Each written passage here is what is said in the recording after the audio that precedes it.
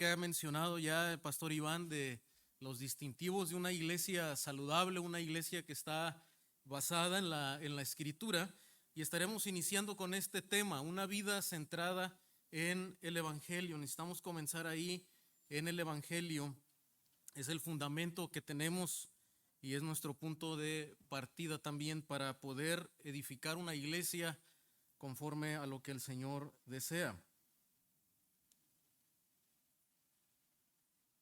Entonces, hermanos, quisiera introducir en esta mañana con un comentario que hace el pastor John MacArthur en una entrevista que le hicieron.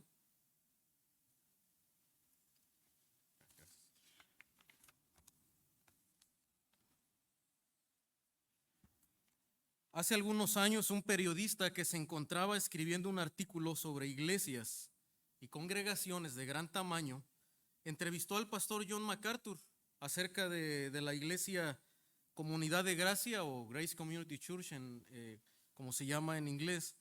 Casi al final de esta entrevista le preguntó al pastor: ¿ha sido siempre impulsado por el deseo de edificar una iglesia grande? Si usted ha visto por ahí, ¿verdad?, en alguna transmisión, un poquito de conociendo sobre esta iglesia de Comunidad de Gracia en California. Es una iglesia de muchas personas. Y MacArthur comentó lo siguiente. Dice: fue una pregunta inesperada, pero respondió de inmediato ante esta pregunta: no tengo deseo alguno de edificar la iglesia.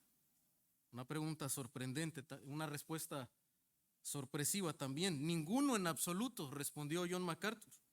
El periodista entonces lo miró inquisitivamente y le dijo: no entiendo eso. MacArthur le explicó: Jesucristo dijo que Él edificaría su iglesia y yo no quiero estar en competencia con Él. Y añadió: tengo que confesar que si uno desea ser fiel a Cristo y su palabra, no existe una sola técnica o sistema que garantice una iglesia grande. El crecimiento en el campo espiritual es como el crecimiento en el campo físico. Puede ser nutrido y alentado. Podemos hacer cosas para asegurar un crecimiento saludable, pero no podemos generar crecimiento verdadero. Y en verdad, hermano, en esta iglesia, los líderes estamos de acuerdo con lo que el pastor MacArthur acaba de mencionar. Nuestro interés, nuestro deseo no es solamente buscar un crecimiento numérico en la iglesia, edificar una mega iglesia en la ciudad o en la región. Ese no es nuestro deseo, como menciona el pastor MacArthur. Es el Señor quien edifica su iglesia, quien hace crecer la iglesia en el ritmo que Él quiere, en la manera en la que Él quiere, pero sí estamos comprometidos, hermanos, con que podamos bíblicamente buscar el crecimiento espiritual de la iglesia y edificar bíblicamente una iglesia que esté saludable conforme al modelo que nosotros tenemos en la Escritura. Por tanto, ese es lo que queremos enfocarnos en esta mañana, hermano. Es una de las cosas fundamentales que somos llamados los líderes, los pastores, para el crecimiento saludable de una iglesia. Y esto es ministrar fielmente el Evangelio de Cristo.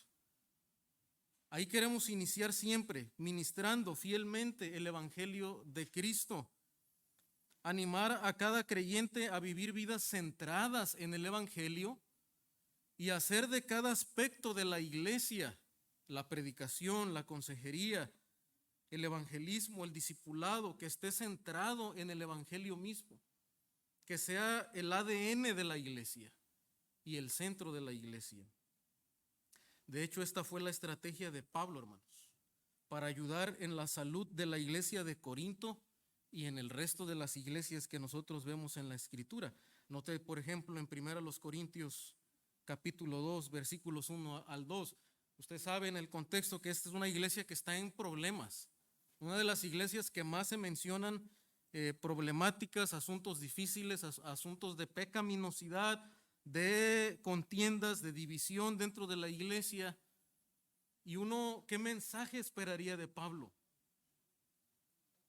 Y lo que vemos, hermano, es que el mensaje de Pablo es el mensaje del Evangelio enfocado a cada área de estas problemáticas.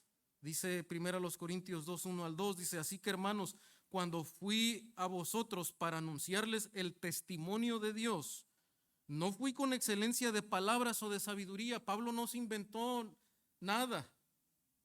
No trajo un mensaje rebuscado, filosófico, para poder ayudar a la iglesia de Corinto. Dice versículo 2, pues me propuse no saber entre vosotros cosa alguna, sino a Jesucristo. Ese era el enfoque de Pablo. Me propuse, me comprometí, ¿verdad? Aún hacer a un lado todo el conocimiento humano terrenal que Pablo podría tener. Sin embargo, Pablo sabía que lo que la iglesia necesitaba es conocer a Jesucristo y cómo eso debería transformar cada área de la iglesia. Dice, y a este crucificado, el mensaje de la cruz, el mensaje del evangelio, la obra de expiación, de justificación a través de la muerte de nuestro Señor. Este fue el énfasis de Pablo. Y usted puede leer toda la carta y se va a dar cuenta que lo que permea cada aspecto de esta carta es la obra de Cristo, es el evangelio de Jesucristo. Por tanto, hermano, como pastores, como líderes, como cristianos, ¿por qué enfocarnos en otra cosa para la edificación de la iglesia? Si lo que Pablo hace y lo que los apóstoles hacen es seguir predicando el evangelio de Jesucristo. Y uno puede decir, hermano, pero es que esto es algo muy básico. Esto es obvio para cada creyente. Y pudiera ser así, hermano, y pudiera parecer algo simple, el mismo mensaje del evangelio. Pero eso es lo que el Señor ha establecido en la Escritura. Esta es la sabiduría de Dios, dice Pablo. Lo que para el mundo es una locura, para Dios es excelencia de sabiduría. Y necesitamos enseñar y repetir una y otra vez el mensaje de la cruz aplicado a la vida de los cristianos. Entonces lo que estaremos viendo, hermano, como primer punto en esta mañana, solamente veremos dos puntos. Primero veremos el enfoque del verdadero evangelio, y luego vamos a ver la aplicación del verdadero evangelio. Queremos ver primero en dónde está enfocado ese evangelio, porque no todo lo que se llama evangélico, iglesia evangélica, necesariamente está predicando el verdadero evangelio y está enfocado en el evangelio. Entonces vamos a definir primeramente, bíblicamente, cuál es ese enfoque. Antes que un mensaje, hermanos, enfocado en las necesidades, y hoy en día es muy popular eso, con toda la influencia del humanismo y la psicología en la iglesia cristiana, hoy en día es una tendencia que los predicadores y los pastores enfoquen más el mensaje del evangelio en las necesidades humanas, en las necesidades de las personas. Pero el evangelio, hermano, no está enfocado ahí, aunque desde luego arregla y cambia la vida de las personas, pero no es su enfoque principal.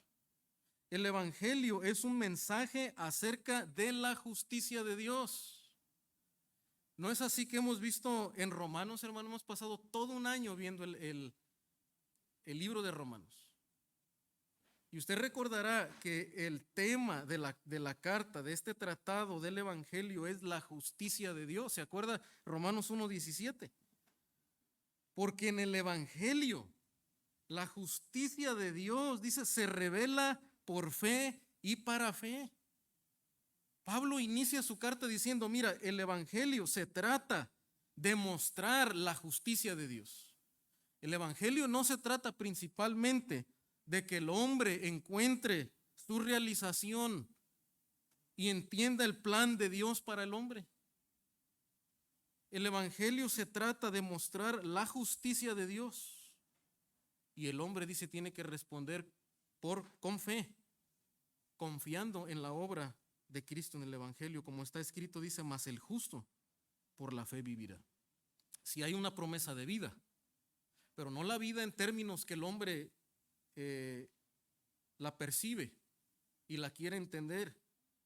Esta vida solamente se encuentra y se puede vivir cuando entendemos la obra de Cristo en la cruz. El justo por la fe vivirá.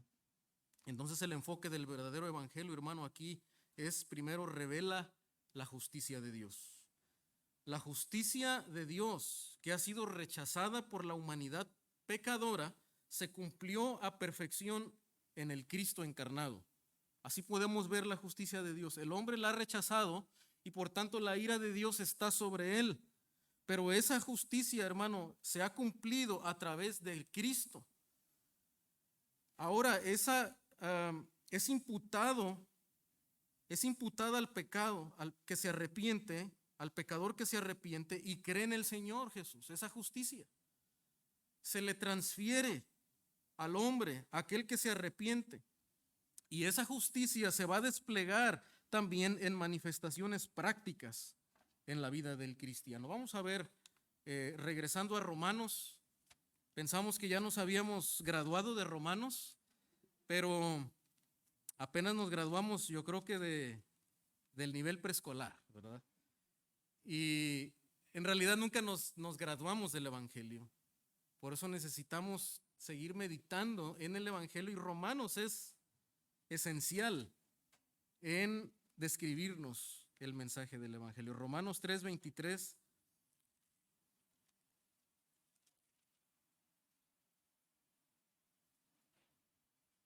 Romanos 3:23 al 26. Usted puede seguirlo con su vista. Dice: por cuanto todos pecaron y están destituidos de la gloria de Dios, siendo justificados gratuitamente por su gracia, mediante la redención que es en Cristo Jesús, a quien Dios puso como propiciación por medio de la fe en su sangre, para manifestar su justicia. Ahí está, ¿verdad? Otra vez, el propósito de Dios en el Evangelio es mostrar, manifestar su justicia a través de la obra sustitutiva de Cristo. Dice: a causa de haber pasado por alto en su paciencia los pecados pasados. Dios ha sido paciente con la humanidad, ha mostrado perdón, pero esos pecados no pueden ser pasados por alto. Un Dios justo tiene que castigar el pecado, si no, no sería un Dios justo y santo. Pero versículo 26 nos aclara, ¿verdad? Con la mira de manifestar en este tiempo su justicia, a causa de haber, a fin de que Él sea el justo. Ese es el propósito. No está enfocado en el hombre, está enfocado en Dios, que es justo, en el Hijo, que es justo, y el que justifica al que es de la fe de Jesús. Este es el enfoque del Evangelio. Ofrece justificación al hombre por la justicia de Dios, por la obra de sustitución en la cruz. Note también 4:22. 4:22 de Romanos al 25 dice: por lo cual también su fe le fue contada por justicia. Y no solamente con respecto a él se escribió que le fue contada, hablando de Abraham, sino también con respecto a nosotros, a quienes ha de ser contada, esto es, a los que creemos en el que levantó de los muertos a Jesús, Señor nuestro, el cual fue entregado por nuestras transgresiones y resucitado para nuestra justificación. Un mensaje, un resumen excelente del Evangelio en estos pasajes. Si usted quiere compartir el Evangelio, hermano, de una manera concreta, clara, usted necesita explicar estos versículos. Ahí nos muestra, hermano, cómo el Señor, ¿verdad?, ofrece justificación. Jesucristo ha sido levantado de los muertos, dice, ha sido entregado por causa de nuestras transgresiones. Nos muestra la culpa del hombre. El verdadero mensaje del Evangelio, hermano, no puede omitir la culpa del hombre, la culpabilidad del hombre, su condición de muerte espiritual. Pero hoy en día muchos que se dicen evangélicos están diluyendo el mensaje del Evangelio. Y no quieren hablar de la ira de Dios, de la culpa del hombre. Les parece es un mensaje bastante duro. Y están enfocados más en los sentimientos, en suavizar el mensaje del Evangelio al pecador. Primera de Pedro 3:18 dice: porque también Cristo padeció una sola vez por los pecados, el justo por los injustos. Ahí está el intercambio que nosotros cantamos, ¿verdad? El justo por los injustos. Este es, hermano, el corazón del evangelio. Si usted no comparte que tuvo que haber un justo que tomó el lugar de los pecadores, usted no ha predicado el evangelio.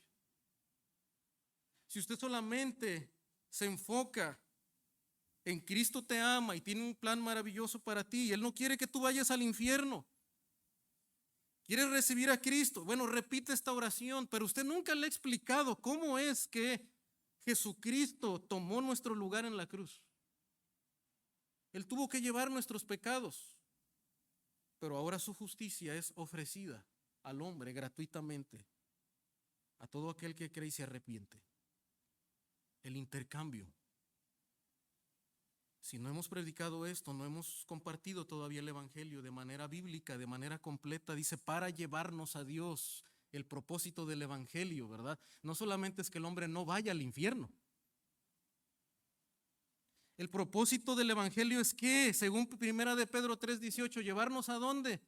Llevarnos a Dios, llevar al hombre a una comunión con Dios. Por eso requiere arrepentimiento. El hombre necesita de poner sus armas y dedicar su vida a Dios, entregarse a Dios. Eso es el evangelio. No está enfocado solamente en que el hombre no sufra las consecuencias del pecado. Ese es un mensaje humanista enfocado solamente en las necesidades del hombre. El punto es que el hombre tiene que entregarse a Dios y renunciar a sí mismo. Dice, siendo a la verdad muerto en la carne, pero vivificado en espíritu. Está hablando de la resurrección. Si no enseñamos la resurrección, no hemos predicado el evangelio. Vana es entonces, dice nuestra predicación, si no creemos que Cristo resucitó. Porque es a través de la resurrección que usted y yo podemos pasar de un estado de muerte a una vida con Cristo, unidos con Cristo. Esa es la esencia, hermano. El enfoque del evangelio revela la justicia de Dios, pero también, hermano, revela la ira de Dios. Revela la ira de Dios. Dice un escritor, la ira de Dios está ausente casi por completo de las presentaciones modernas del evangelio. No es conveniente ni elegante hablar de la ira de Dios contra el pecado o decirle a las personas que deberían de temer a Dios.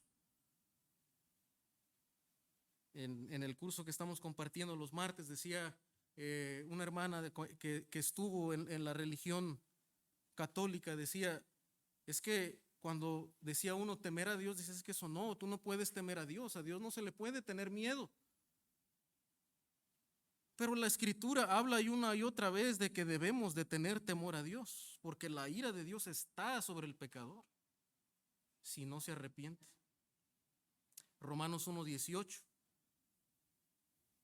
Así inicia Pablo su tratado del evangelio, porque la ira de Dios se revela desde el cielo contra toda impiedad e injusticia de los hombres que detienen con injusticia la verdad. Es claro que la Biblia habla de la ira de Dios. Para Pablo, la amenaza cierta de la ira eterna de Dios era el primer punto a tener en cuenta. Estaba determinado a que entendiera la realidad espantosa de la ira de Dios y la depravación angustiosa de la humanidad. Así comienza Romanos, ¿no es cierto? Con ese ciclo decadente de la humanidad, rechazando el conocimiento de Dios revelado en la creación, hasta las desviaciones del ser humano en todos los sentidos. Así inicia el libro de Romanos. La ira de Dios está contra todo pecador que rechaza la verdad de Dios. No era alguien podría pensar, esto no era una forma positiva de presentar el tema, pero es como lo abordó Pablo bajo la inspiración del Espíritu Santo. Hermano, nosotros sabemos y decimos, ¿verdad? El evangelio son buenas noticias. Eso significa la palabra evangelio. Pero como decía un profesor de teología, las buenas noticias del evangelio no son buenas noticias si no inician con las malas noticias. Es como si le dijéramos a una persona, oye, los bomberos acaban de llegar a tu casa. Ah, pues qué padre, ¿no? Pero si usted no le han anunciado que su casa está incendiándose en llamas, para usted no tiene sentido que le digan los bomberos acaban de llegar a tu casa. La buena noticia no tiene sentido si usted no entiende la condición en la que está su casa. De la misma manera, hermano, para el hombre no puede ser la buena noticia que Cristo vino al mundo, que murió por los pecados, si la persona no entiende por qué Cristo murió, porque el Evangelio es una buena noticia. Necesitamos enterarles de que están bajo la ira de Dios por causa de su pecado imborrable por sí mismo, solamente por la obra de Cristo. Entonces, hermano, entender la ira de Dios es crucial para entender el carácter de Dios. Todos sus atributos existen en un equilibrio divino perfecto. Por eso el enfoque, hermano, el enfoque del Evangelio es que las personas conozcan a Dios, al Dios de la Escritura. No solamente queremos que conozcan una buena noticia, aunque el Evangelio son buenas noticias, pero están definidas, están enraizadas en Dios, en conocer el Dios de la Escritura. Por tanto, para conocer a Dios necesitamos entender también la ira de Dios. Y note que en la Escritura, hermano, siempre la ira de Dios, el amor de Dios, están balanceados. Salmo 45:7, hablando proféticamente del Hijo de Dios, de Jesucristo, dice: has amado la justicia y aborrecido la maldad. ¿Se da cuenta? Jesucristo no puede ser un amante de la justicia si Él no aborrece la maldad.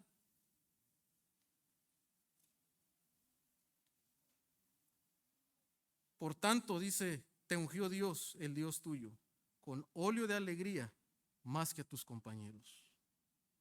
Entonces, hermano, no podríamos decir que Dios es un Dios justo si Él no castiga al pecador, si Él no aborrece la maldad. Juan 3:36, observe también en un pasaje que seguramente hemos leído muchas veces y hemos compartido, pero observe cómo la ira de Dios está presente con el amor del Hijo. El que cree en el Hijo tiene vida eterna. Pero el que rehúsa creer en el Hijo no verá la vida, sino que la ira de Dios está sobre él. Una manera en la que muestra la ausencia de vida en el hombre es que la ira de Dios sigue sobre él, está ya sobre él. Dios ofrece vida, pero si el hombre rehúsa y rechaza al Hijo, dice el Señor, la ira de Dios está sobre él. Por eso Jonathan Edwards, hermano, predicaba fuertemente de la ira de Dios y de las consecuencias del infierno. Y decía, ¿verdad? Tú estás colgando sobre el infierno como de una tela de araña. Y si tú no te arrepientes, tú no eres capaz de soportar el peso de la ira de Dios.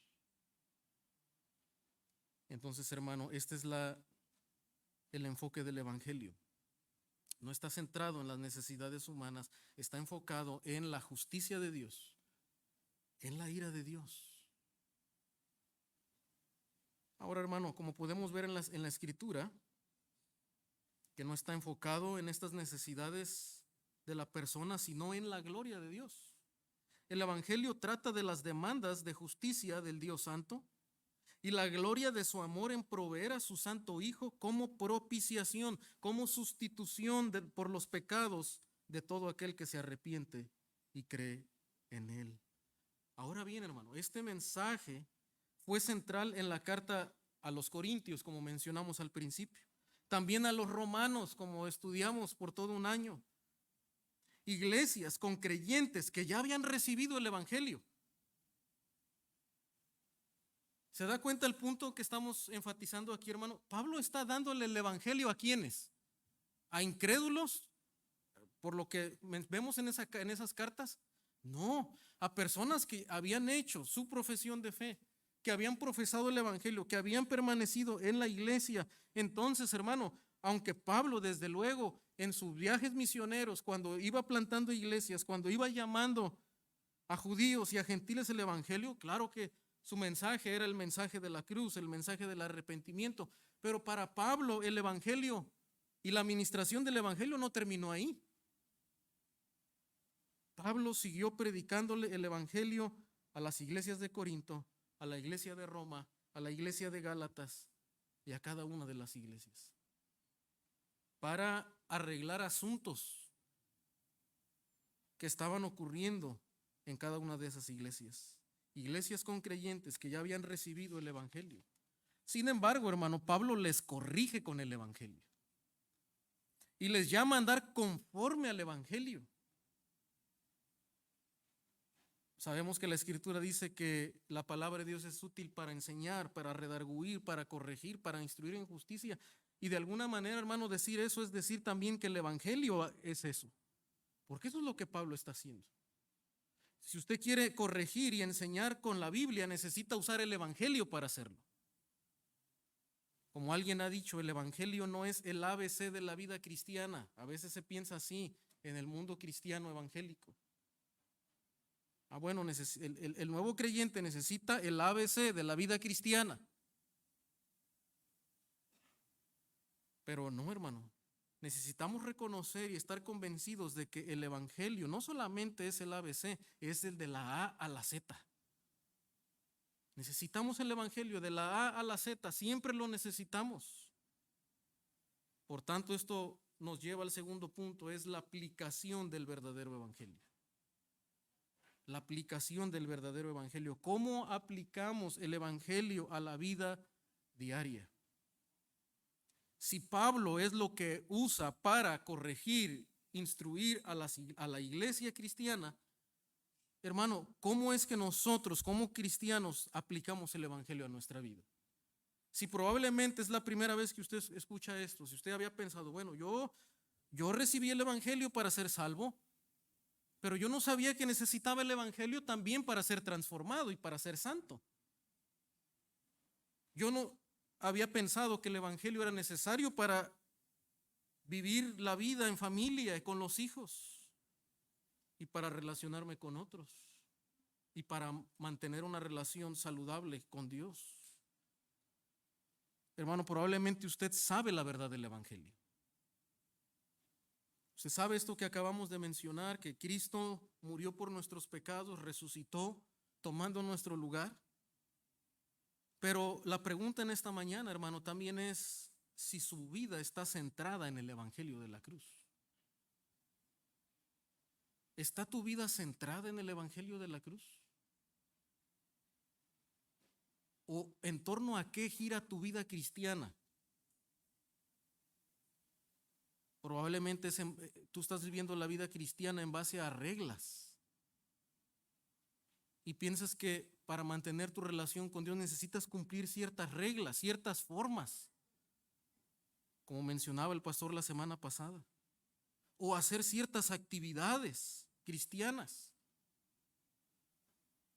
Y tu vida está definida y tu relación con Dios en base a eso. Ese es el centro de tu vida. O mantener una cierta reputación, una imagen delante de las personas como de buen cristiano, pero en realidad tu vida no está girando en torno al evangelio de Cristo. Para ti Cristo solamente fue como una llave que te dio entrada a la salvación, pero no es lo que mantiene tu vida en relación con Dios. Otra manera de decirlo, porque Jesucristo así lo dijo, es que si estás permaneciendo en la vid. Y Él dijo, si tú estás separado de mí, que soy la vid, tú no puedes llevar fruto. O sea, el fruto aparente que tú estás llevando es solamente eso, es apariencia, pero no es verdadero fruto. El verdadero fruto del Espíritu solamente se produce cuando tú estás conectado, unido a Cristo, estás conectado con el Evangelio, estás centrado en el Evangelio. Por eso más adelante Jesús dijo, permanezcan en mi amor, permanezcan en la palabra. Por eso la pregunta crucial para el cristiano, hermano, cualquiera que sea la lucha que tú estás teniendo ahora mismo en tu vida cristiana, es que si estás permaneciendo unido a Cristo y centrado en el Evangelio. Note lo que también le dijo el apóstol Pablo a Timoteo, hermanos. Acuérdate de Jesucristo, del linaje de David, resucitado de los muertos conforme a mi evangelio. Pero, hermano, oye Pablo, ¿tú sabes con quién estás hablando, verdad? O sea, Timoteo se acaba de convertir en pastor de la iglesia de Éfeso. ¿Y cómo le dices que se acuerde del evangelio de Jesucristo, de Jesús? O sea, Timoteo eso lo vio desde chiquito, ¿verdad? Se lo enseñaba a su abuelita, a su mamá, le enseñaron de Jesucristo. ¿Por qué le dices que se acuerde de Jesucristo cuando Timoteo necesita edificar la iglesia, los problemas que hay en la iglesia? ¿No necesita algo más profundo, más sólido para edificar la iglesia? ¿No necesita una técnica de crecimiento, de estructura, de organización para administrar la iglesia de Dios? No. Pablo dice, acuérdate de Jesucristo. Eso es todo lo que necesitas para edificar una iglesia fuerte y firme conforme a la voluntad de Dios. Necesitas enseñar a Jesucristo. Primero recuérdatelo tú mismo. Si tú como predicador y como pastor estás conectado con Cristo, revestido de Cristo, tú vas a tener la clave para poder influenciar a la iglesia. Un predicador, un pastor, un consejero que transpira de Cristo, hermano, necesariamente va a afectar a los que están afuera. Les va a llevar a que amen a Cristo, a que se maravillen con Cristo. Y así es cada creyente, hermano, que ama a Jesucristo con todo su corazón y está pensando en Cristo y adora a Cristo, va a ser una influencia hacia los que están a su alrededor. Esa es la clave del liderazgo. Ya sea que eres pastor, esposo, madre de hijos, la clave es acuérdate de Jesucristo. Ama a Cristo con todas tus fuerzas. Es del linaje de David, le está diciendo, Él es el Señor, ¿verdad? Él es el Hijo de Dios. Y si tú vives tu vida para Cristo como Señor, que ha sido resucitado, según el glorioso evangelio, eso es todo lo que necesitas para edificar la iglesia. Claro, hermano, uno dice, hermano, pero ¿no había más exhortaciones en la carta? Sí, pero todas esas exhortaciones giraban en torno a Jesucristo. Cualquier otro imperativo, regaño, mandato, hermano, si no está conectado con Cristo, simplemente es la obra del hombre. Es imposición del ser humano. Pero cuando nuestras exhortaciones, el consejo, está enfocado en Cristo Jesús, hermano, entonces tiene sentido y entonces tiene poder para cambiar la vida de las personas. Todo lo demás es religiosidad. Todo lo demás es imposición de hombres. La aplicación del verdadero evangelio, entonces, hermanos, vamos a ver aquí primero cómo se ve en nuestra relación diaria con Dios. En nuestra relación diaria con Dios. Ahorita vamos a ver cómo se ve en relación con otros creyentes. Pero vamos a ver en nuestra relación diaria con Dios. C.H. Mahaney observa que los síntomas, por no estar centrado en la cruz, son fáciles de detectar. Algunos le describirán a usted. Algunos de estos son, a menudo le falta gozo.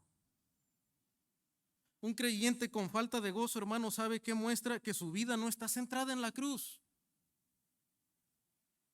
No está creciendo de manera regular en la madurez espiritual. No solamente no es porque no lee su Biblia y no ora cada día, ¿verdad? Puede orar y aún puede leer. Pero si no está enfocado en donde debe estar enfocado, hermano, todo eso es religiosidad y es ritualidad. Necesitamos enfocarnos en Jesucristo. A su amor por Dios le falta pasión. Le falta pasión por el Señor. Se ve en su vida, en su manera de hablar, en su manera de adorar, en su manera de obedecer. Está siempre a la caza de una nueva técnica, alguna nueva verdad o nueva experiencia que le permitirá reunir todas las piezas de su fe. A veces hay personas así, siempre está buscando alguna nueva idea, alguna nueva verdad o experiencia emotiva para que le permita reunir, ¿verdad? Y la clave de su fe. Pero hermano, la aplicación del verdadero evangelio afecta nuestra relación diaria con Dios. Primeramente, hermano, porque necesitamos reconocer que mi aprobación delante de Dios no se basa en el perfecto cumplimiento de los deberes espirituales. Mi aprobación delante de Dios no se basa en el perfecto cumplimiento de los deberes espirituales. Ahora no estamos negando que como cristianos, hermano, debemos desarrollar hábitos de meditación en la palabra, de estudio. Pero muchas veces, hermano, dejamos que todos esos deberes cristianos, que a veces los tomamos como una forma religiosa de vivir, determinen y pensemos que de eso depende mi relación con Dios y mi gozo. Entonces probablemente, ¿verdad? Si yo no terminé con el reto de lectura o no leí el número de capítulos que necesitaba leer, probablemente yo me siento mal con eso. Pero mi gozo no depende de eso. Depende, hermano, de que yo estoy en Jesucristo. He sido aprobado delante de Dios por Jesucristo. Maheny también escribe lo siguiente, dice, ¿qué gozo me da el evangelio? Puedo acercarme al trono de Dios con confianza. No se debe a que he hecho un buen trabajo en mis deberes espirituales, sino a que estoy vestido con la justicia de Jesucristo. Estoy vestido con la justicia de Jesucristo. En Hebreos 4:16 dice el autor, acerquémonos, dice, pues confiadamente al trono de la gracia, para alcanzar misericordia, y hallar gracia para el oportuno socorro. Hermano, usted y yo podemos acercarnos por la gracia de Dios, por la obra de Cristo. Nuestro gozo no depende, hermano, y probablemente su propósito para este año era no faltar a ningún culto del año, ¿verdad? Y estar aquí martes, miércoles y en cada actividad. Y estar involucrado en cada una de las actividades de la iglesia y servir, y probablemente a algunos meses del año, en un tercio del año, usted ha fracasado en esas metas. Y por alguna otra razón usted no ha podido cumplir perfectamente con eso, hermano. Su gozo no depende de eso. Mi relación con Dios no se basa en lo que yo pueda hacer por Dios. Se basa en lo que yo ya soy en Jesucristo. He sido declarado justo, como cantamos, ¿verdad? Declarado justo soy. Eso es el evangelio. Y de esa manera, hermano, debe afectar mi relación diaria con Él. Yo puedo venir a Él por su gracia. Hermano, asómbrese por la gracia y la misericordia de Dios para con usted.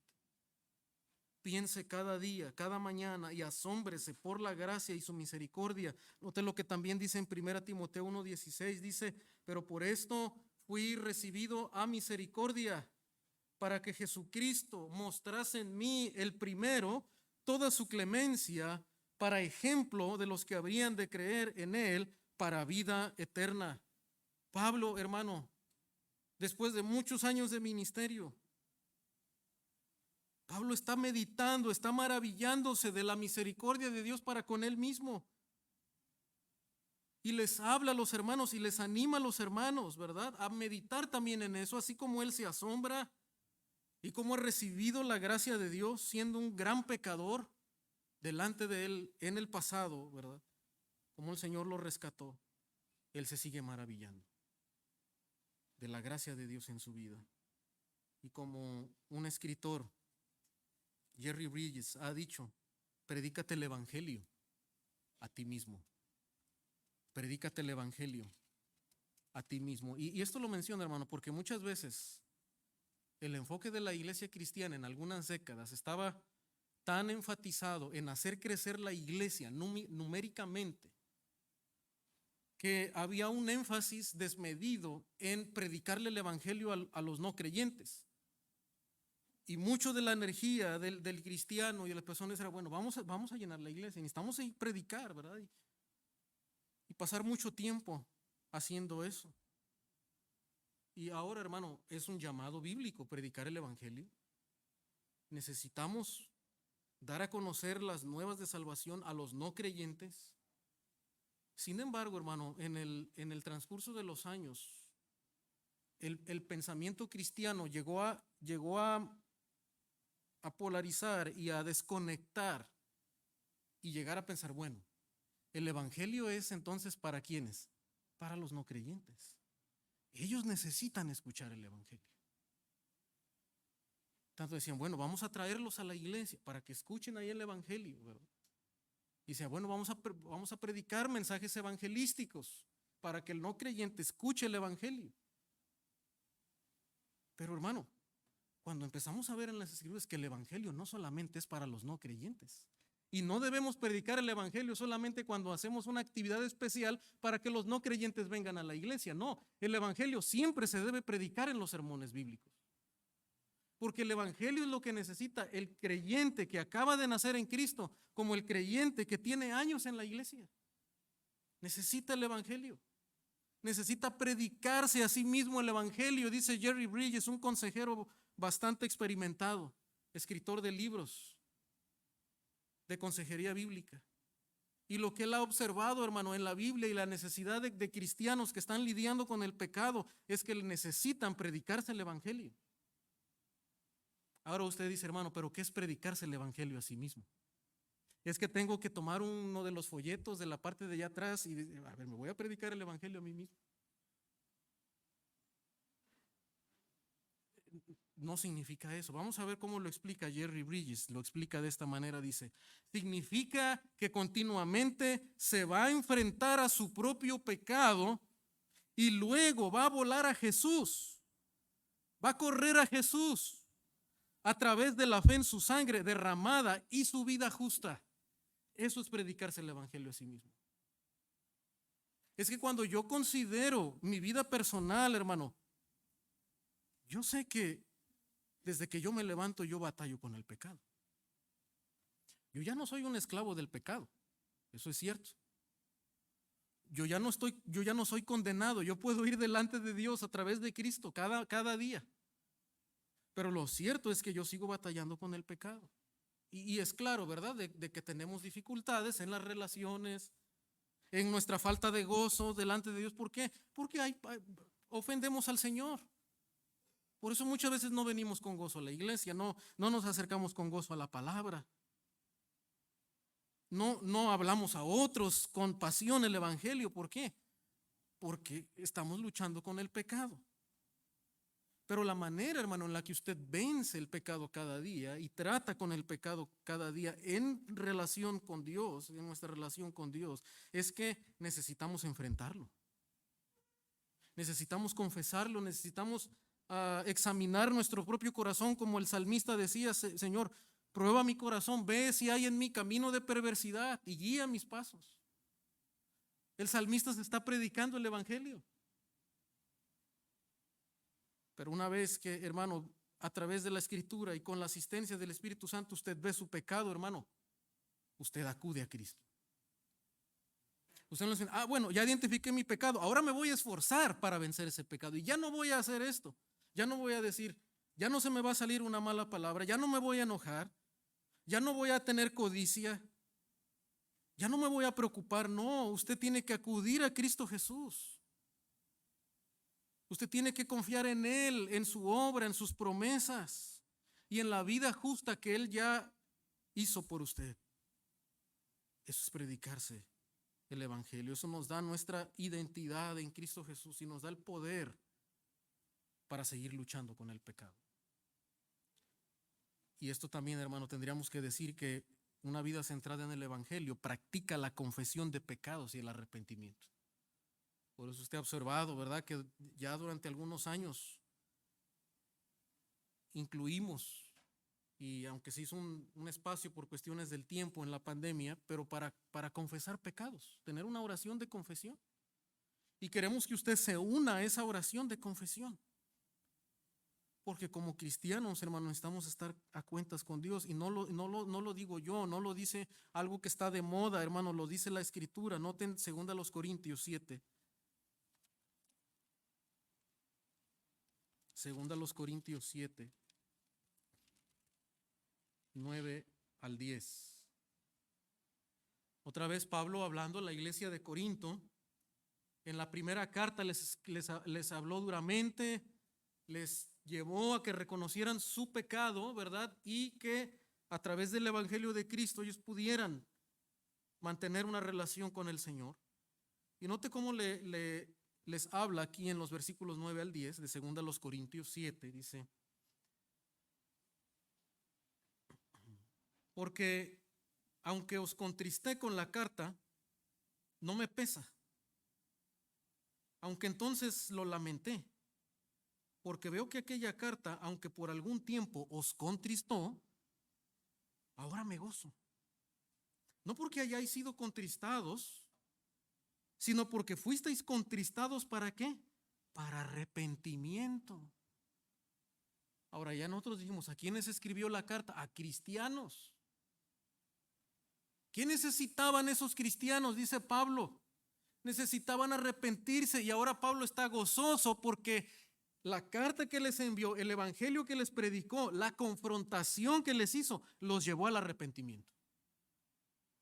Y se da cuenta, hermano, que por eso está ahí la clave del gozo del cristiano, en predicarse el evangelio. ¿Por qué? Porque el evangelio nos lleva al arrepentimiento. Y cuando hay arrepentimiento, al principio, claro, hay una contristación. A nadie de nosotros de primera mano nos gusta que nos confronten con nuestro pecado y nos recuerden nuestra condición. Sin embargo, hermano, cuando hacemos eso y vamos a la cruz en arrepentimiento, ¿sabe qué trae? Trae gozo en la vida del cristiano.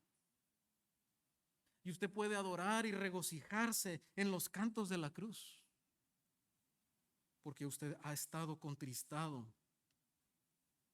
bíblicamente por el arrepentimiento. Dice: habéis sido contristados según Dios, para que ninguna pérdida padecieseis por nuestra parte, porque la tristeza que es según Dios produce arrepentimiento para salvación, de que no hay que arrepentirse, pero la tristeza del mundo produce muerte. Aquí está hablando de la salvación, no de la salvación de la condenación eterna. No, de la salvación, la restauración del cristiano por el que la iglesia de Corinto estaba pasando, hermanos. Eran creyentes que necesitaban restauración. Son salvos de esa condición de no estar confesos delante de Dios, de no estar a cuentas delante de Dios y mantenerse en su pecado. En primera de Juan 1:9, ¿verdad? También un pasaje bastante conocido. Primera de Juan 1:9. Dice que si confesamos nuestros pecados, Dios es fiel y justo para perdonarnos y limpiarnos de toda maldad. Y otra vez Juan está hablando a una iglesia de cristianos y él dice: hermanos, confiesen sus pecados. O sea que no hay problema, hermanos, si nosotros cantamos que el Señor nos perdona a través de la cruz, porque aún siendo cristianos necesitamos ser perdonados de las ofensas que hacemos día con día delante del Señor, o de hábitos que nosotros hemos enraizado en nuestro corazón, de ídolos que estamos atesorando en el corazón. Por eso Jerry Bridges escribe eso, hermano, porque el éxito de cada creyente que va a un tiempo de consejería está en que él verdaderamente se predique el evangelio y se arrepienta de su pecado. Si no está dispuesto a confesar su pecado, a apartarse de su pecado delante de Dios, no va a haber un progreso en el cristiano. Si lo quiere pasar por alto, si lo quiere esconder, si lo quiere minimizar, va a seguir con ese pecado. Necesita predicarse el evangelio. Predícate el evangelio, pero también ora el evangelio. Ora el evangelio. ¿Cómo oramos el evangelio? El evangelio, dice un escritor, debe estar entrelazado en todo el proceso de nuestra alabanza, porque cuando oramos, ¿verdad? El Señor nos enseñó cómo orar. ¿Cómo inició el Señor? ¿Pidiendo? No, el Señor comenzó alabando al Señor, ¿verdad? Adorando al Señor. Padre nuestro que estás en los cielos. Santificado sea tu nombre. Él está adorando al Señor. Ese es el modelo de la oración. No es, Señor, danos el pan de cada día y luego santificado sea tu nombre. No, Señor, santificado, glorificado seas, ¿verdad? Y eso es orar el Evangelio. El Evangelio está entrelazado en la alabanza. Usted alaba la gloria de la cruz, la obra de Cristo, su perdón, su misericordia, su justicia. Pero también el orar el Evangelio también inunda nuestra petición. Cuando usted y yo pedimos al Señor, no pedimos porque nosotros nos merecemos que el Señor nos dé algo. Señor, yo vengo a ti en el nombre de Cristo Jesús. Por eso Jesús dijo, oraréis en el nombre de Cristo Jesús. No porque nada más es como que un cliché, una muletilla, ¿verdad? Para cerrar la oración, en el nombre de Cristo Jesús. No, lo que Jesús está diciendo, ¿verdad? Es oren confiando en mí, en lo que yo he hecho por ustedes. Ustedes por ustedes mismos no tienen ningún derecho de acercarse delante del trono de Dios. Pero cuando ustedes vienen en el nombre de Cristo, el Señor escucha la oración. Eso es orar el Evangelio. Y también nuestra intercesión. Cuando oramos por otros, ¿qué buscamos? Como Pablo dice, y dice, yo ruego para que ustedes crezcan en el amor de Cristo Jesús. Para Pablo lo que más le importaba, hermano, no era que los hermanos, híjole, para que ya no estén enfermos, para que ya no sean pobres, para que se arreglen sus problemas matrimoniales, para que les vaya bien en el trabajo. Hermano, no, el enfoque, yo ruego para que ustedes conozcan a Cristo Jesús, para que ustedes se maravillen de la gloria de Cristo. Eso es orar el Evangelio. Y cuando eso sucede en el creyente, hermano, claro, sus demás situaciones las vas a ver enfrentar en el Evangelio, en Cristo Jesús. Y aunque tal vez sus necesidades financieras o de salud no se arreglen, ese creyente va a estar fortalecido en Cristo Jesús. Oremos el Evangelio. Cante alabanzas centradas en la cruz. Que los cantos hablen de la cruz, que no sean solamente como coritos, ¿verdad? De alabaré, alabaré, alabaré, alabaré. Pero no habla de la cruz. Eso no te lleva al gozo de la cruz. ¿Cómo me puedes decir que cante con gozo si no me has llevado a la fuente de mi gozo, que es la cruz? Necesitamos cantar de Jesucristo. Habiendo, dice Pablo, 1 Timoteo 1:13, habiendo yo sido antes blasfemo, perseguidor e injuriador, mas fui recibido a misericordia porque lo hice por ignorancia, en mi incredulidad. Pablo se está recordando, ¿verdad? Y recuerda su condición y cómo el Señor lo recibió y lo rescató de esa situación.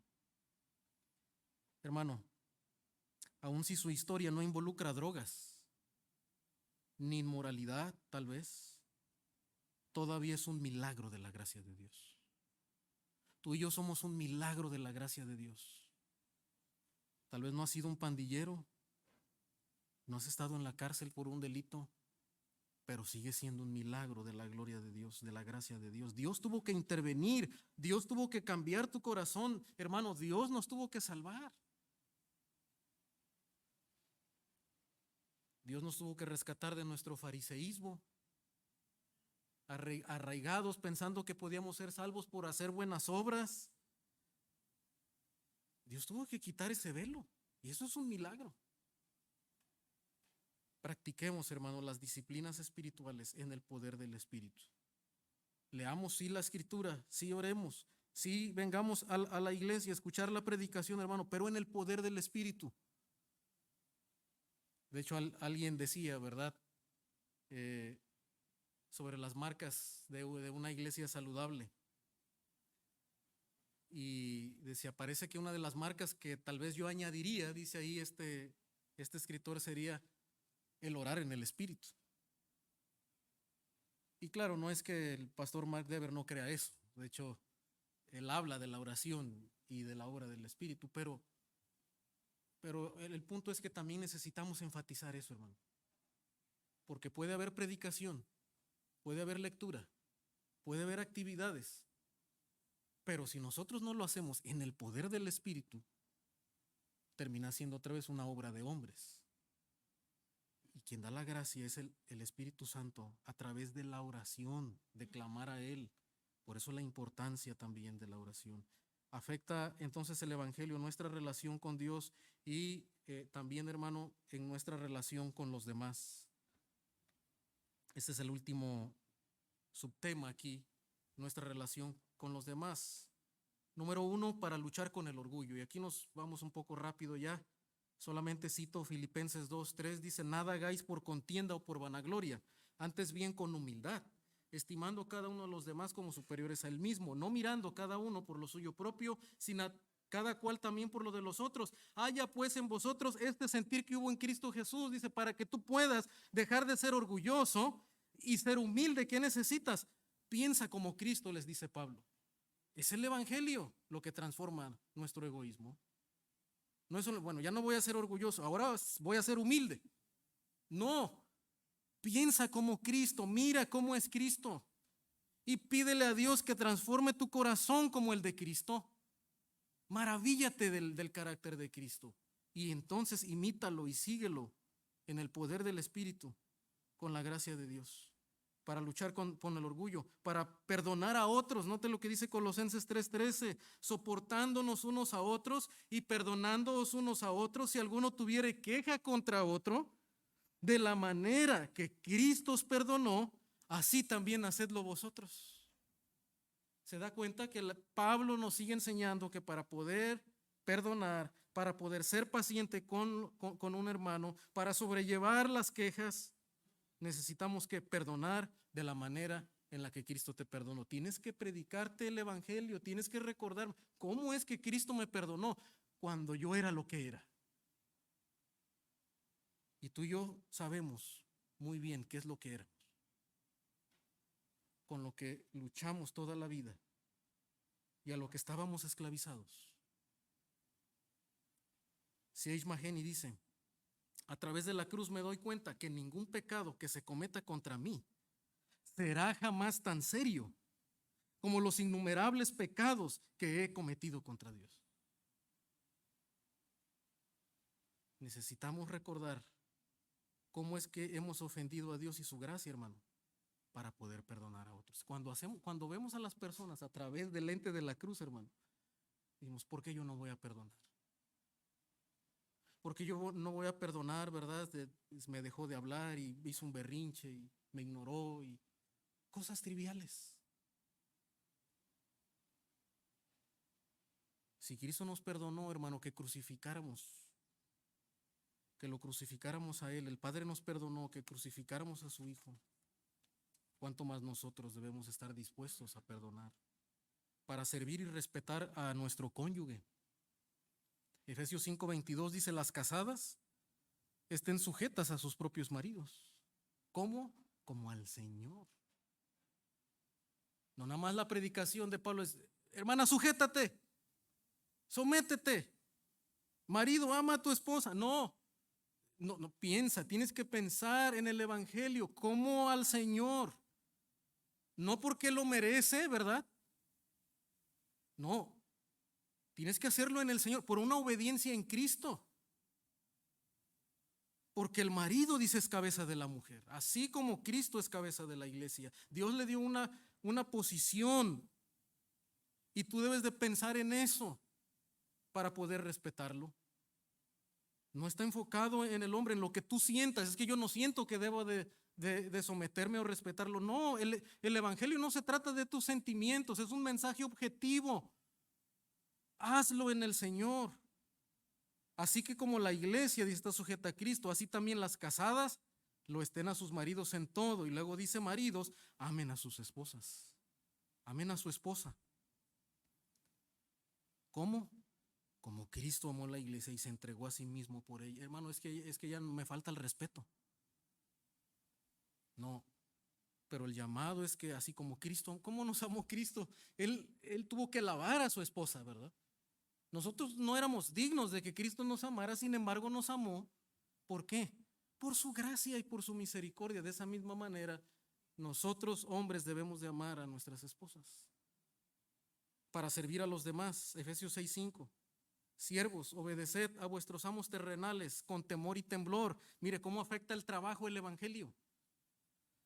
Con sencillez de vuestro corazón, como a Cristo, otra vez, no sirviendo al ojo, como los que quieren agradar a los hombres, ¿verdad? No por ganar un puesto, no por ganar más dinero, no, dice, sino como siervos de Cristo, porque tú y yo, cuando nos sometemos y nos sujetamos a nuestros amos terrenales, estamos sirviendo a Cristo Jesús, estamos honrando el evangelio. Dice, de corazón, haciendo la voluntad de Dios. El evangelio en el trabajo. Y finalmente, hermanos, en relación, dijimos, con Dios, con las demás personas, pero también a las circunstancias, esto es, en el sufrimiento. El evangelio en el sufrimiento. ¿Qué le decimos? ¿Cómo nos predicamos el evangelio cuando estamos sufriendo? Bueno, mira, no te preocupes, esto va a pasar. Todo se va a mejorar.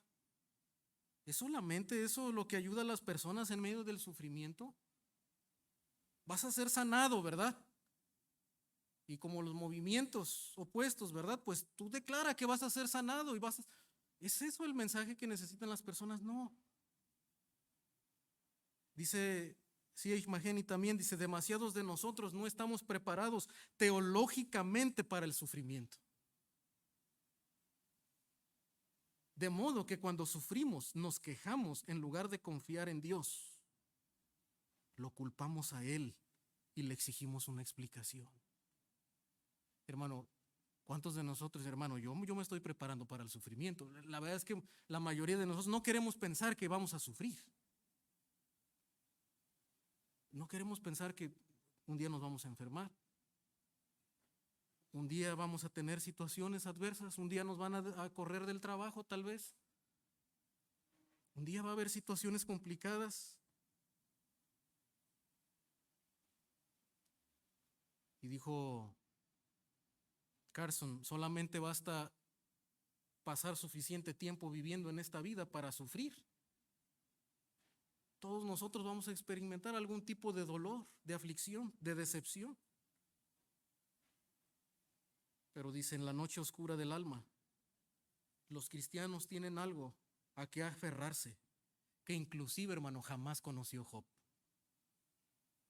Cuando Job le pide explicaciones al Señor, Dios le muestra su sabiduría, Job, tú no me puedes entender, tú no tienes por qué cuestionarme a mí, yo soy Dios y ya. Dios es Dios, no tiene por qué darnos explicaciones en nuestro sufrimiento. Pero hermano, como creyentes del nuevo pacto, dice, en la noche oscura del alma los cristianos tienen algo a que aferrarse que jamás Job pudo conocer. Conocemos al Cristo crucificado. Los cristianos han aprendido, hermano, que cuando parece que no hay otra evidencia del amor de Dios, no pueden escapar de la cruz. Y se acuerda cuando estudiamos Romanos 8:32, del que no escatimó ni a su propio Hijo, sino que lo entregó por todos nosotros, ¿cómo no nos dará también con Él todas las cosas? Hermano, ¿necesitas que el Señor nos dé otra explicación de que nos ama? Pero Señor, ¿por qué a mí? ¿Por qué? ¿Por qué mi hijo? ¿Por qué mis padres? ¿Por qué yo enfrento estos problemas? ¿Por qué a mí me tocó esta persona, este esposo, esta esposa? Y queremos que Dios nos dé explicaciones, hermano. Y el Señor dice, yo te amo porque yo ya te di a mi Hijo Jesucristo para morir por tus pecados. Y ahora necesitas amar con ese mismo amor a los demás y sacrificarte de esa misma manera. Porque yo estoy haciendo una obra en tu vida para conformarte a la imagen de mi Hijo Jesucristo. Se da cuenta, el evangelio no está centrado en nosotros. Se trata de que tú y yo seamos conformados a la imagen de Jesucristo aún en medio del sufrimiento. Hermano, terminamos diciendo, como hemos visto, el evangelio es mucho más que una fórmula de 5 pasos para ir al cielo. Es más que eso. No digo que no te puede servir tener una estructura sencilla, Hermano, en Romanos tenemos muchas estructuras ahí, como le mencioné hace un rato. Muchos pasajes que son cruciales que usted puede tomar y explicárselos a un no creyente. El Evangelio, hermano, es más que eso. El Evangelio es una joya preciosa. Es como un diamante a través del cual podemos ver la gloria de Dios en sus diversas facetas. Cuando la luz pasa, ¿verdad? A través del diamante usted puede ver los diversos colores de la luz blanca. En el Evangelio, hermano, la gloria de Dios, hermano, se puede ver así a través del diamante del Evangelio. Usted puede ver cada aspecto de la gloria de Dios a través de mirar la cruz. Ahí puede ver su amor, su justicia, su eternidad, su gracia, su santidad. El Evangelio de la cruz, hermano, aplicado con la ayuda del Espíritu, son como el oxígeno que necesitamos para mantener vivo nuestro amor por el Señor. Ese es el oxígeno que necesitamos. Y una vida de gozo y obediencia constante y creciente en cada área de nuestra vida. Hermano, centremos nuestra vida en el Evangelio.